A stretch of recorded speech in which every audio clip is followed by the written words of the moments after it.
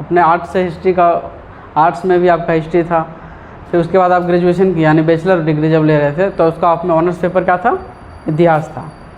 ठीक है, फिर जब बैचलर कर लिए फिर आप मास्टर्स करने लगे। ठीक है, मास्टर्स करने के बाद उसके बाद का ही प्रोसेस होता है। आपने मान लो कि एंशिएंट में मास्टर कर रहा है, फिर आगे जो भी थीसिस वगैरह आपको लिखने को मिलेगा, नेट जेआरएफ वगैरह आपका निकलेगा। अब अगर आपको इतिहास में कुछ रहेंगे, आपको वहाँ ट्रेनिंग दिया जाएगा। ठीक है, आपको बताया जाएगा कि आपको जो भी प्लेसेस है, न्यूज़ में आया कोई प्लेसेस कि यहाँ पे पहले बहुत 1000 साल पहले, 4000-5000 साल पहले कोई सभ्यता थी, तो वहाँ पे पूरे क्या होता है कि इतिहासकारों की पूरी टीम होती है। ठीक है, वो जाके वहाँ पे खुदाई करते हैं। ठीक है, 2 तरह की खुदाई होती है, एक ऊर्ध्वाधर एक क्षैतिज। ऊर्ध्वाधर में उस गहराई में खोदेंगे, डिप में। ठीक है, ऐसे करके उसके डिप में ऐसे करके खोदेंगे। क्षैतिज का मतलब क्या है कि वो एरिया को ऐसे देंगे। तो जब ये खुदाई होने के बाद क्या होता है कि खुदाई होने के बाद वहाँ से फिर प्रमाण मिलने लगते हैं। जैसे वहाँ से क्या, अगर कोई कंघी मिल गया, समझ रहे हो, वो कुछ लिखा हुआ पत्थर में कुछ लिखा हुआ मिल गया। ठीक है, तो ऐसे ही इतिहास लिखा जाता है। ठीक है, बनता ऐसे ही है। तो क्या होता है, उनकी जो पूरी टीम है फिर बैठ के उस पर चर्चा करती है। ठीक है, फिर सारे लोग, ज़्यादातर लोग जो होते हैं किसी खास डिसीजन पे पहुंचते हैं। जैसे 5 में से 3 लोग, अगर 10 लोगों की टीम है तो 10 में से 7 लोग बहुमत यानी 5 से ज़्यादा।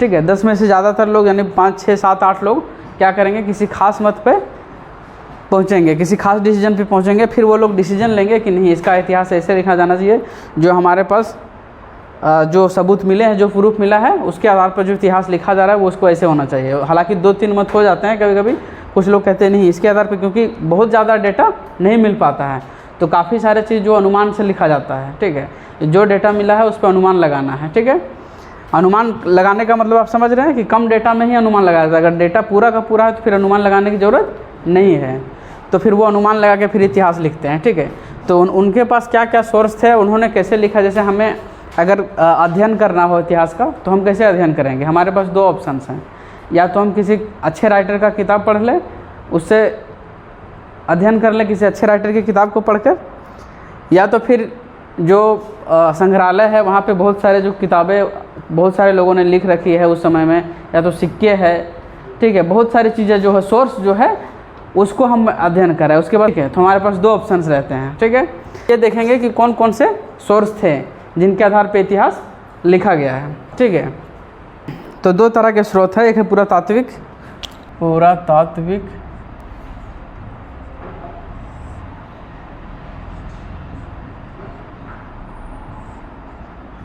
स्रोत, यहाँ लिखो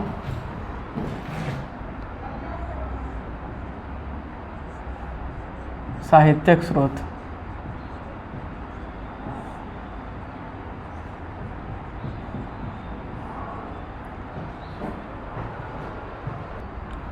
इसमें लिखो अभिलेख,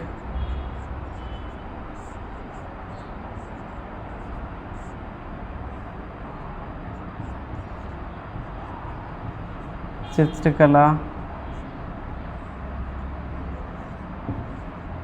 मूर्तियाँ,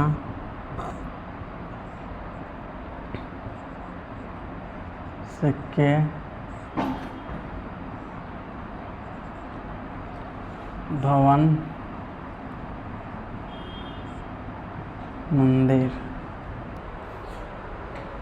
क्या हुआ कि कुछ सारे राजा जो थे, बहुत सारे राजा, उन्होंने बड़ी विशाल मंदिरें बनाई हैं। ठीक है, उस पर ना उन्होंने ये डेट वगैरह लिख रखा है।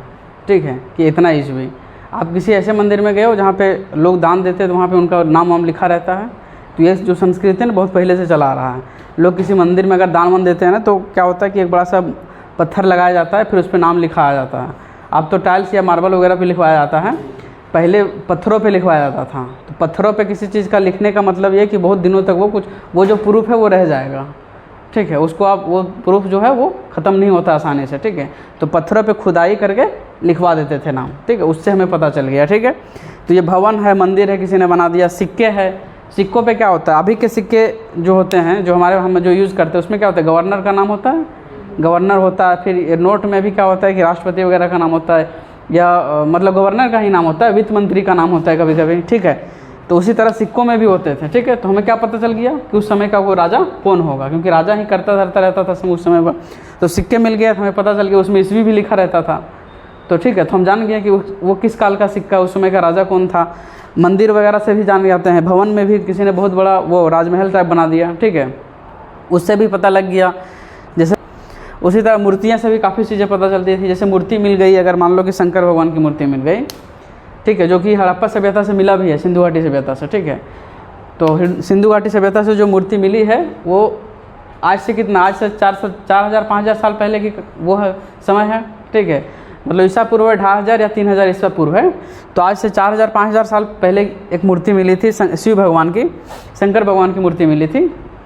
तो इससे हमें क्या समझ में आया कि आज से 4000-5000 साल पहले भी शंकर भगवान की पूजा होती थी। मूर्ति मिलने का ही मतलब है ना। तो वहाँ भी मिला है, चित्र भी मिला है, काफ़ी सारे गुफाओं में भी पुराना चित्र मिला है। तो इससे हमें क्या पता चला कि पुराने समय के लोग भी चित्रकला में इंटरेस्ट लेते थे, ठीक है, रुचि लेते थे, चित्र बनाते थे। उन चित्र वगैरह से काफ़ी प्यार था। अभिलेख भी लिखा, अभिलेख लिखा है मतलब अगर कोई राजा है जिसने बहुत सारे युद्ध जीते, उसका क्षेत्र इतना बड़ा है तो उसने बड़े से पत्थर में लिखवा दिए सब, ठीक है, क्योंकि पेज वगैरह उस समय नहीं थे, समझ रहे हो, कागज़ वगैरह उस समय नहीं थे, ठीक है। तो ये सब सोर्स है। हम आगे पढ़ेंगे कि अभिलेख में क्या क्या मिला है, चित्रकला में क्या मिला है, मूर्ति में क्या मिला है, ये सब हम आगे पढ़ेंगे। अभी ये लिख लिया आपने, ठीक है, आपको समझ में आ रहा है क्या मैं समझा रहा हूँ, ठीक है। अब आगे लिखो।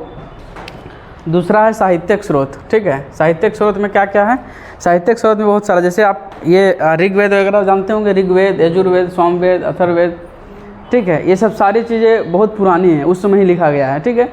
तो उसको पढ़ के आपको पता चल जाएगा कि हमारे जो पुराने लोग थे, प्राचीन लोग थे, ठीक है, वो कितने ज़्यादा डेवलप थे और इतनी नॉलेज थी, कितना ज़्यादा नॉलेज था उनके पास, ठीक है। वो सारी किताबें बहुत पहले लिखी गई हैं, ठीक है। मतलब ऋग्वेद वगैरह जो है तो वैदिक काल में लिखा गया है। वैदिक काल कब आता है, सिंधु घाटी सभ्यता के बाद का काल है। तब भी आज से कम 4000 साल पहले की बात है, ठीक है, 4000 साल 3500 साल पहले की बात, ठीक है।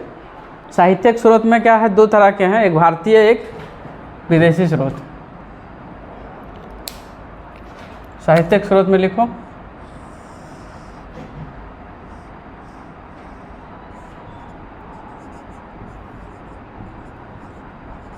भारतीय,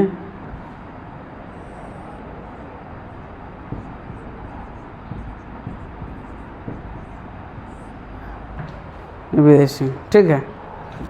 विदेशी वाले में लिखो, विदेशी वाले में 3 देश के लोग जो थे मेजरली, मेन रूप से, ठीक है, मेन रूप से 3 देश के लोग थे जो यहाँ पे घूमने वगैरह के लिए आए थे या कुछ लोग पढ़ने के लिए आए थे। वो लोग लिख के अपना जो किताब है वो लिख दिए हैं, ठीक है। वो 3 देश के लोग कौन कौन थे, ठीक है। पहला यूनान एवं रोम, ठीक है, ठीक है। दूसरा है चीनी, ठीक है। यूनान वाले में लिखो हेरोडोट्स,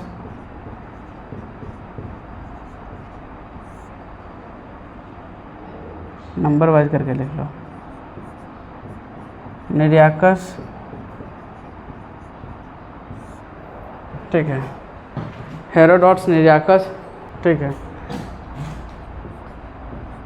टॉलमी, मेगास्थनीज,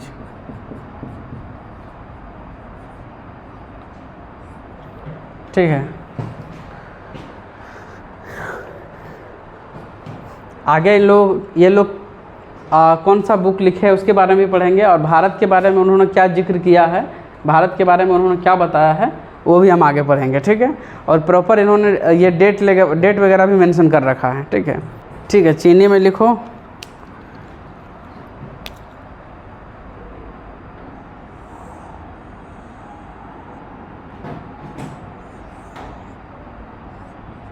फाहियान का नाम सुना होगा आप लोगों ने, इतिहास में कहीं पढ़े होंगे। Fahien Itsing,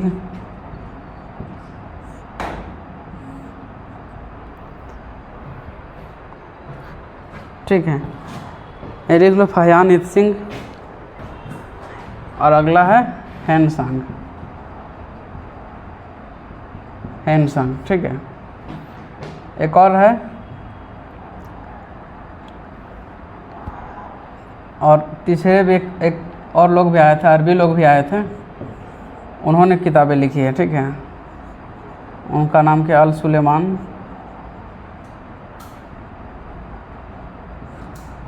Ibn Battuta.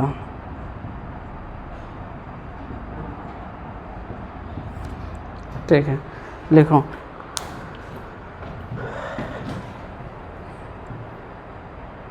ठीक है, ये सारे लोग क्या हैं, वो चीनी लोग थे, जो 3 मैंने बीच में मेंशन किया हुआ, फाहियान, इत्सिंग और हैनसांग। ठीक है, चीन से आए हुए थे कुछ घूमने के लिए, कुछ राज दरबार में वो लोग जाते थे। ठीक है, तो उस राज दरबार का पूरा जिक्र अपनी किताबों में करते थे। ठीक है, कहाँ कहाँ से गुजरे वहाँ तक का जिक्र करते थे। ठीक है, राजा कैसे अपना कार्यभार संभाल रहा है, उसका क्षेत्र कितना बड़ा है, पूरा का पूरा वो चीज़ मेंशन कर देते थे। ठीक है,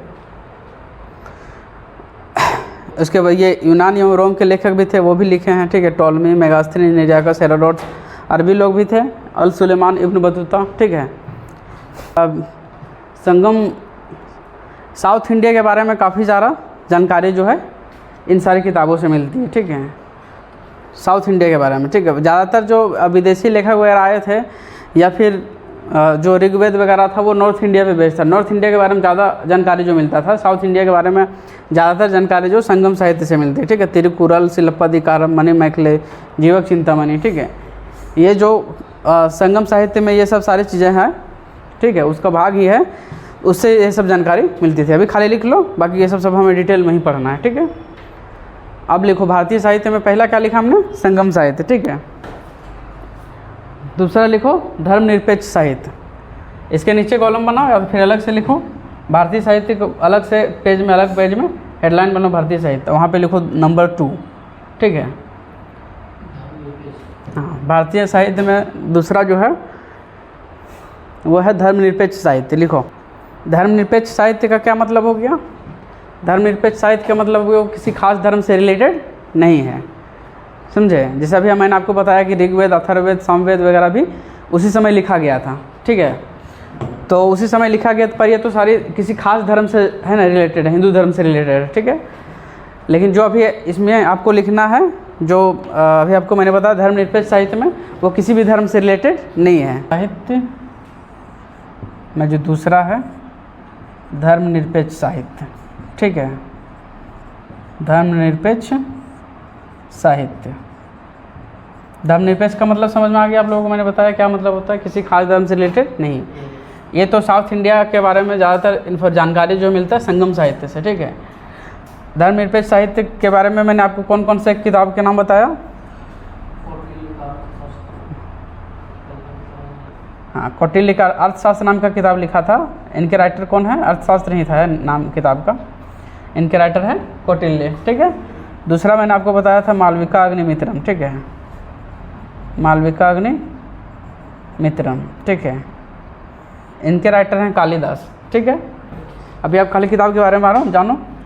तीसरा फिर मैंने आपको बताया था अभिज्ञान शंकुतलम, अभिज्ञान शंकुतलम। ठीक है, ये सब सारी किताबें जो है उसी समय उसके बारे में काफ़ी सारा जानकारी मिलता है हमें इतिहास के बारे में। ठीक है, इसके भी राइटर कालिदास हैं। ठीक है, एक है हर्षचरित। ठीक है, फिर है कादम्बरी। ठीक है, ये सब हर्षचरित, कादम्बरी, ये सब वान भाट नाम के एक लेखक थे, उन्होंने लिखा था। ठीक है, हर्षचरित के बारे में, हर्ष का जो काल था ना, हर्ष एक राजा थे, जानते हो। हर्ष का जो काल था उसके बारे में काफ़ी सारे जानकारी जो मिलती है हमें हर्षचरित से मिलता है। ठीक है, हर्षचरित और कादम्बरी। ठीक है, वान भट्ट नाम के एक लेखक थे जो हर्ष के राज्य में रहते थे। ठीक है, अभिज्ञान शंकुतलम, मालविकाग्निमित्रम, अर्थशास्त्र, और कुछ लिखवाया था मैंने आपको, हाँ, रजत रांगिनी, रजत रांगिनी लिखाया था। ठीक है, रजत रांगिनी। ठीक है, कलहन नाम के एक लेखक थे, उन्होंने इनका रचना किया था। ठीक है, और कुछ, हाँ, पाणिनि नाम के जो लेखक थे, पाणिनि, वो अष्टाध्यायी लिखे थे। ठीक है, हाँ, मुद्रा राक्षस लिखे थे विशाख दत्त। ठीक है, मुद्रा राक्षस नाम की एक किताब है, मुद्रा राक्षस, किन्होंने लिखा था, विशाख दत्त ने। ठीक है, तो ये सारी चीज़ें क्या है, धर्मनिरपेक्ष साहित्य हैं। ठीक है, किसी खास धर्म से रिलेटेड नहीं है, जिससे ये सारी किताबों से हमें काफ़ी इतिहास के बारे में पता चलता है। ठीक है, धर्मनिरपेक्ष साहित्य हो गया। अब अगला एक कॉलम बोलो, तीसरा नंबर करके धार्मिक साहित्य लिखो। धार्मिक साहित्य लिखो। धार्मिक साहित्य में एक और कॉलम बना, यहाँ लिखो बौद्ध साहित्य। बौद्ध धर्म चूँकि अलग है, ठीक है, तो बौद्ध साहित्य यहाँ लिखो। तो बौद्ध साहित्य में हमने क्या क्या देखा, मिलिंद पन्हो, ये नीचे लिख रहा है मिलिंद पन्हो, ठीक है, अभिधम पिटक, अभिधम पिटक, तीसरा में क्या है, सुत पिटक,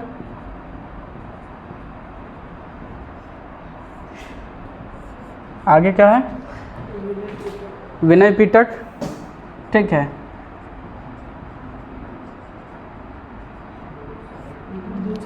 बुद्ध चरित,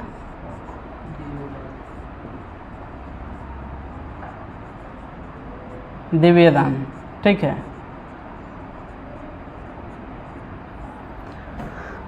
बौद्ध धर्म के बारे में जितनी भी इन्फॉर्मेशन मिलती है ना, जैसे आपने पढ़ा होगा कि बुद्ध का जन्म काल इतना में हुआ, ठीक है, वो सफ़ेद घोड़े से निकले थे, ठीक है, उनकी माता का नाम ये है, पिता का नाम ये है। तो घटनाएं कितनी है, 500 से साल से भी पुरानी है, 500 ईसा पूर्व की बात है। आज से कितना पुराना हो गया, आज से 2500 साल पुराना हो गया, ठीक है, 2000 अभी चल रहा है, 500 और पीछे घटाओ, ठीक है। तो 2500 साल पहले के बारे में हमें जो इन्फॉर्मेशन मिलती है बौद्ध धर्म के बारे में, उनकी माता का नाम क्या था, पिता का नाम क्या था, वो कहाँ के राजा थे, नेपाल में उनका जन्म कहाँ हुआ था, वो सब का सोर्स क्या है, यही सब किताबें हैं, ठीक है। यही सब किताबों के आधार पे उनके बारे में लिखा गया है। बौद्ध धर्म के बारे में जितनी जानकारी है, ठीक है, उन्होंने कहाँ पे क्या बोलते हैं, तपस्या कहाँ पे किया था, 12 साल जो किया था बौद्ध गया में, ठीक है, कौन से पेड़ के नीचे किए थे, सारनाथ वो कब गए, ठीक है, ये सब सारा इन्फॉर्मेशन जो बौद्ध धर्म के बारे में है यही सारी किताबों से मिलता है, ठीक है।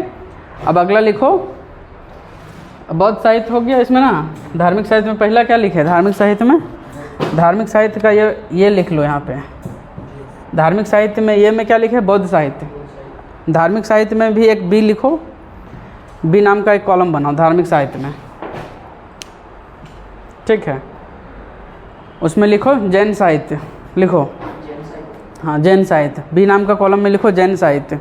जैन साहित्य कितना नंबर हो गया, भारतीय साहित्य में का कौन सा भाग है ये, भारतीय साहित्य का धार्मिक साहित्य में जो हम लिख रहे थे, भारतीय साहित्य में, भारतीय साहित्य का तीसरा भाग जो है धार्मिक साहित्य। और धार्मिक साहित्य में 2 भाग हम लिख चुके हैं, ये और बी में, ये में क्या था, बौद्ध साहित्य, बी में क्या था, हाँ, तो धार्मिक साहित्य में जो हम धार्मिक साहित्य वाले भाग में हम लिख रहे थे, उसमें ये हमने लिख लिया था, बी हम लिख रहे थे, इसमें था जैन साहित्य, ठीक है। तो जैन साहित्य के बारे में भी जानकारी कहाँ से मिलती है, फिर मैंने आपको लिखाया था, इसमें क्या क्या लिखाया था बताना एक बार, कल्पसूत्र, भगवती सूत्र,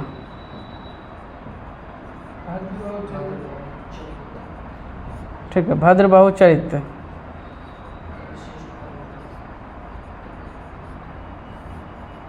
परिशिष्ट पर्वन, ठीक है।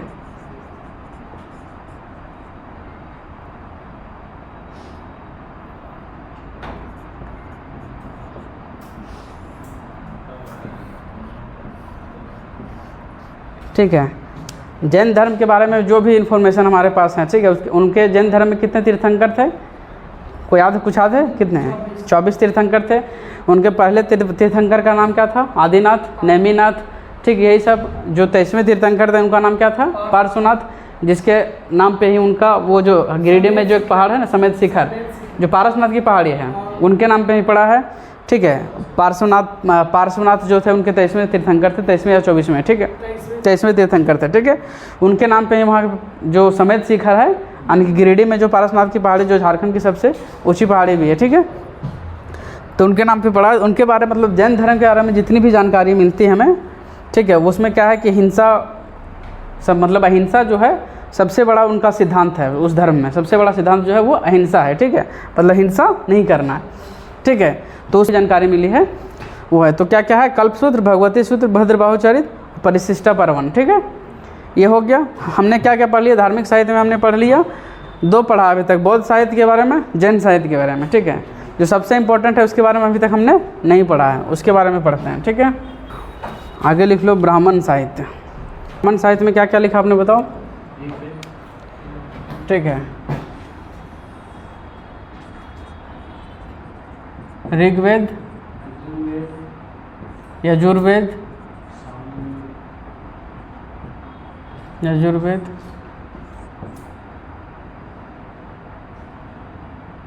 सामवेद, अथर्ववेद,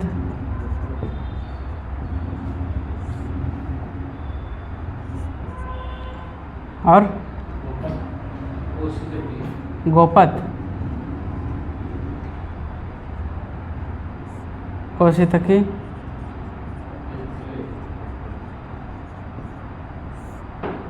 और ऐत्रेय,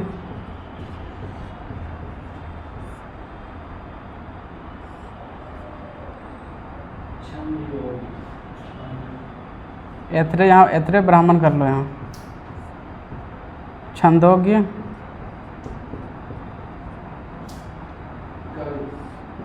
कल्प, छंदोग्य यहाँ पे उपनिषद कर लो। कल्प के बाद क्या लिखे हैं, आयुर्वेद, आयुर्वेद, आगे बोलो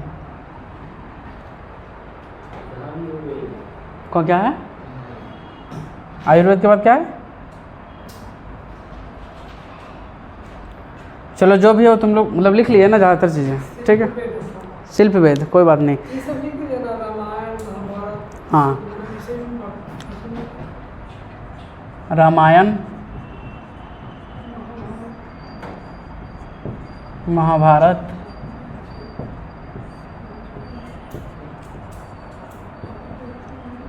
शिल्प वेद,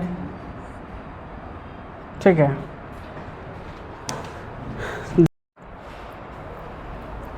ठीक है, तो भारतीय साहित्य को कितने भागों में बांटा गया था, 3 भागों में, ठीक है। एक बार फिर से हम इसको देखते हैं कि हमने क्या क्या पढ़ा अभी तक, ठीक है। तो हमने जो पढ़ा, क्या पढ़ा हमने अभी तक, शुरू से देख लेते हैं कि क्या क्या पढ़ा। तो पहला हमने पढ़ा कि प्राचीन भारतीय इतिहास के अध्ययन के सोर्स के लिए क्या क्या इन्फॉर्मेशन हमारे पास है, ठीक है। तो उसको हमने 2 भागों में डिवाइड किया। पहला था पुरातात्विक स्रोत, दूसरा क्या था, साहित्यिक स्रोत, ठीक है। पुरातात्विक स्रोत को हमने देखा कि पुरातात्विक स्रोत कितने तरह से हो सकते हैं, अभिलेख हो सकता है, चित्रकला हो सकता है, मूर्तियाँ हो सकती है, सिक्के हो सकते हैं, भवन एवं मंदिर हो सकते हैं, ठीक है। उसके बाद इसका हमने एग्जाम्पल अभी बताया नहीं आपको, मैंने कहा कि आगे हम बताएंगे, ठीक है।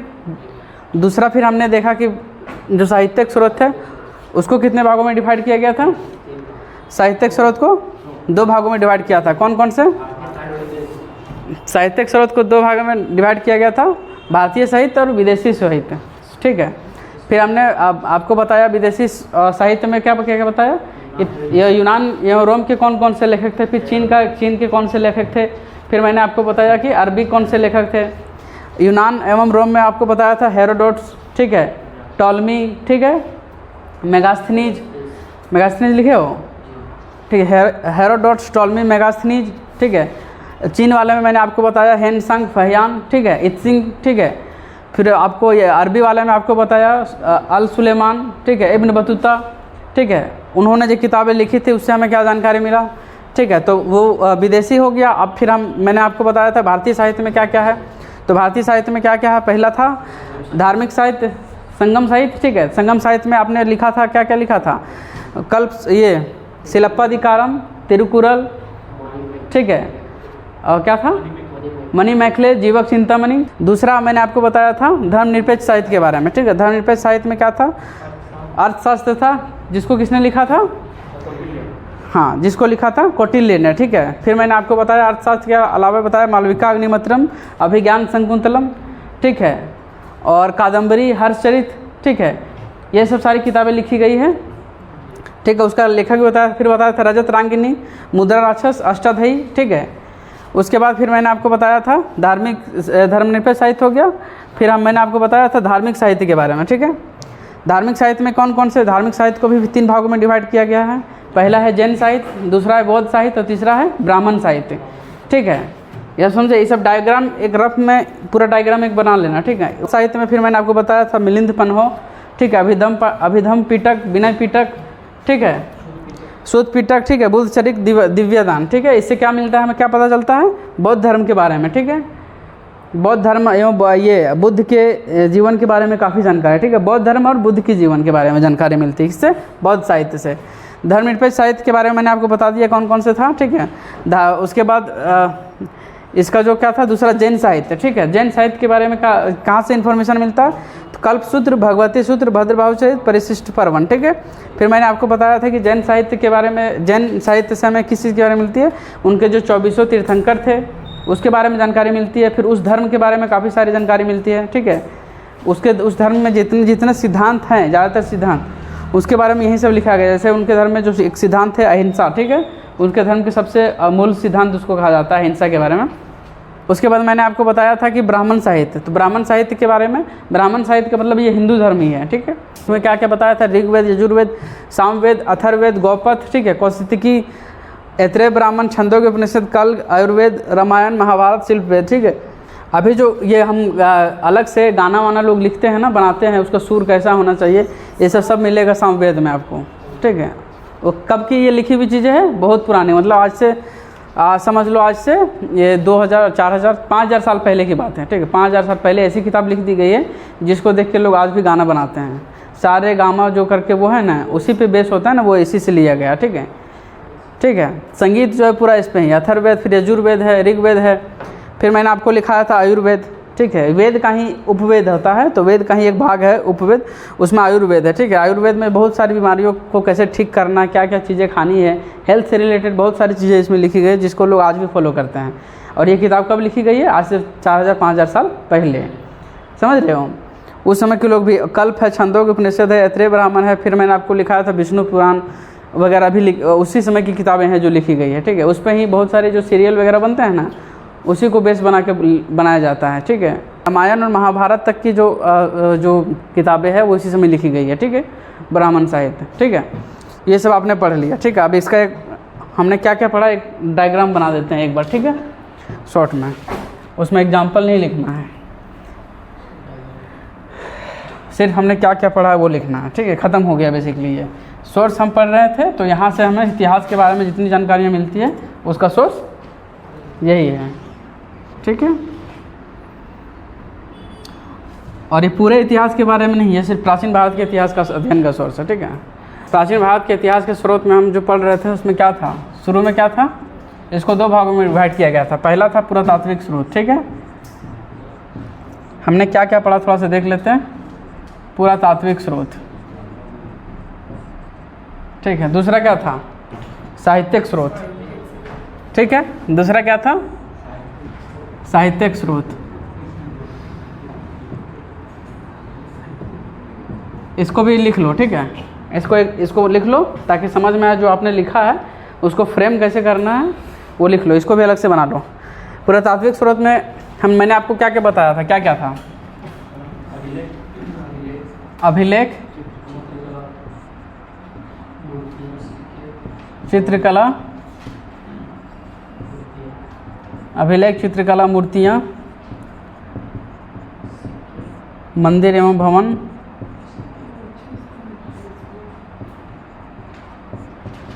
मंदिर एवं भवन। ठीक है, फिर क्या है, सिक्के, और कुछ है क्या, ठीक है, हो गया। साहित्यिक स्रोत में मैंने क्या क्या लिखाया था आपको, भारतीय साहित्य और विदेशी साहित्य। ठीक है, भारतीय साहित्य और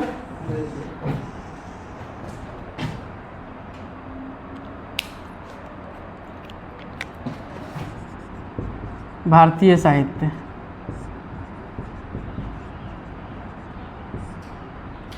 ठीक है, और विदेशी साहित्य। ठीक है, विदेशी साहित्य में मैंने आपको बताया था 3 देश का नाम, वो 3 देश का नाम ही लिखना है खाली। ठीक है, यूनान एवं रोम, ठीक है, चीनी, और तीसरा क्या था? अरबी।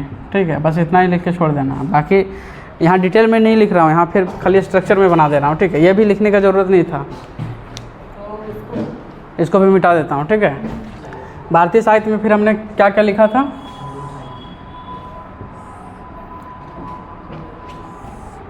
भारतीय साहित्य में था एक तो धार्मिक साहित्य, धार्मिक साहित्य,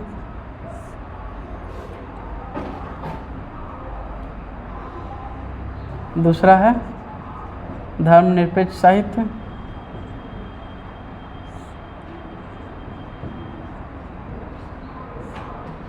तीसरा क्या है? तीसरा है संगम साहित्य। संगम साहित्य में कौन कौन सी चीज़ें थी वो हमने देख लिया। ठीक है, धर्मनिरपेक्ष साहित्य में कौन क्या क्या था वो भी लिखा हुआ है आप में। धार्मिक साहित्य को फिर कितने भागों में डिवाइड किया गया था? 3 भागों में। ठीक है,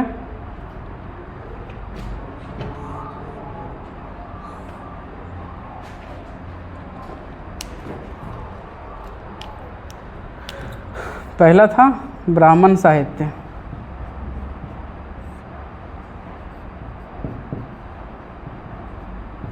दूसरा क्या था? जैन साहित्य,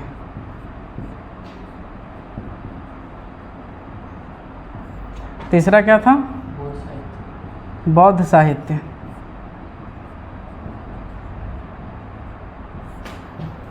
ठीक है। बाकी उनमें क्या क्या थे तो हमने जो आज पढ़ा है वो ये है। ठीक है, इसको लिख लो। इसको लिखने के बाद क्या होगा, जो कॉपी में आप रफ तरीके से लिखे हो आप जो भी, इसको देखने के बाद समझ में आएगा कि चीज़ें कहाँ लिखी गई है। ठीक है, इतना ही है, इससे आगे और कुछ है क्या? इसका मैप बनाओ, मैप इसका डायग्राम बनाओ, कॉपी में डायग्राम बनाओ इसको। ठीक है, तो हमने जो अभी पढ़ा, अभी तक हमने जो पढ़ा वो यही था कि ठीक है कि इतिहास के जो स्रोत है उसको 2 भागों में बांटा गया है, प्राचीन भारतीय इतिहास के स्रोत को। ठीक है, वो 2 भाग कौन कौन है? पहला है पुरातात्विक स्रोत और दूसरा साहित्यिक स्रोत। ठीक है, पुरातात्विक में हमने पढ़ा क्या क्या था, सिक्के वगैरह थे, सिक्के, भवन, ठीक है, मंदिर वगैरह, ठीक है, अभिलेख वगैरह थे। साहित्य में क्या था? तो साहित्य में बहुत सारी चीज़ें है, उसको 2 भागों में बांटा गया पहले। ठीक है, पहला भारतीय साहित्य, दूसरा विदेशी साहित्य। ठीक है, भारतीय साहित्य में हमने देखा कि भारतीय साहित्य को फिर कितने भागों में बांटा गया है? 3 भागों में, धार्मिक साहित्य, धर्मनिरपेक्ष साहित्य और संगम साहित्य। ठीक है, और फिर हमने देखा कि धार्मिक साहित्य को भी 3 भागों में बांटा गया है। वो क्या क्या है? ब्राह्मण साहित्य, जैन साहित्य और बौद्ध साहित्य। कौन कौन सी किताबें लिखी गई वो भी हमने देख लिया। फिर मैंने आपको बताया कि भारतीय साहित्य को जो 3 भागों में बांटा गया था उसका एक और भाग क्या था? धर्मनिरपेक्ष साहित्य। उसमें क्या क्या थी वो मैंने आपको बताया। फिर भारतीय साहित्य को एक और भाग जो है संगम साहित्य, उसमें कौन कौन सी किताबें थी फिर मैंने वो आपको बताया। साहित्यिक स्रोत में जो दूसरा भाग था विदेशी साहित्य, उसमें क्या क्या था? चीनी लोग थे, फिर यूनानी एवं रोम के लोग थे, फिर अरबी लोग थे। ठीक है, ठीक है, तो आज के लिए इतना ही रहने देते हैं।